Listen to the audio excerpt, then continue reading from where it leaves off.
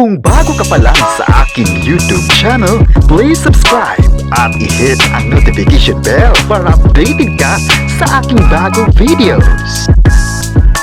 Daniel Padilla at Kyla Estrada, inulan pa rin ang kwento sa online. Gaano nga ba katotoo ang lahat? Ang buong kwento, alamin!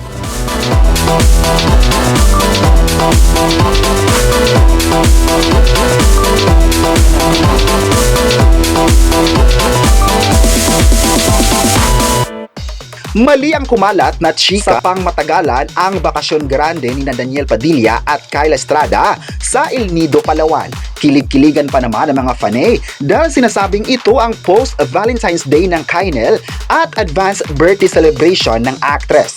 Pero nagulat ang mga followers ng dalawa nang biglang umisyerda sa Palawan sina DJ at Kyla para dumalo sa birthday party ng anak ng matalik na kaibigan ng actor. Dahil nga sa event na iyon ay tinapos agad ni Daniel at Kyla ang kanilang bakasyon. Pwede naman raw didmahin na nga lang ng dalawa ang nasabing okasyon dahil nasa bakasyon pa sila.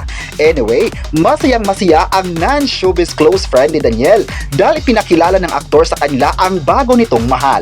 Sa online naman ay bumuhos ang suporta ng mga fans sa kanilang dalawa at sinabing grabe talaga ang chemistry ng Kynel sa mga fans. May nagsabi naman na mahal talaga ng mga tao ang bagong tandem na ito.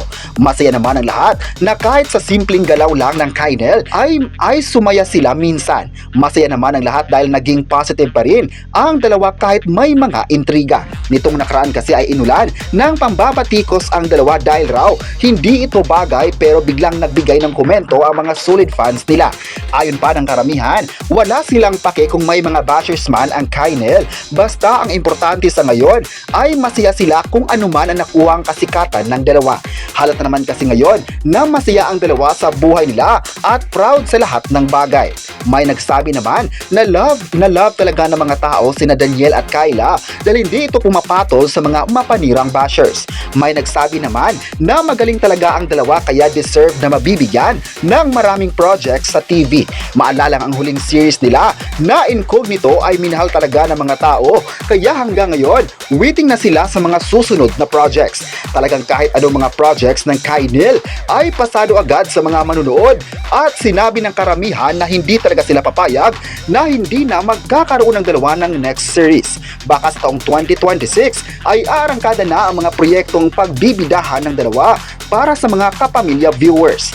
Ngayong araw naman ay patuloy pa rin ang pag-trending ng dalawa at ilan sa mga komento ng mga fans ay hindi sila mapapagod sa pagsuporta kay Daniel Padilla at Kyla Estrada. May mga fans naman ang nagmamanifest na sana'y gagawa sila ng isang series na sila ang bida. May mga fans naman ang excited pa sa kung ano pa ang gagawin nila sa mundo ng showbiz at lalong-lalo na sa kanilang network ang ABS-CBN.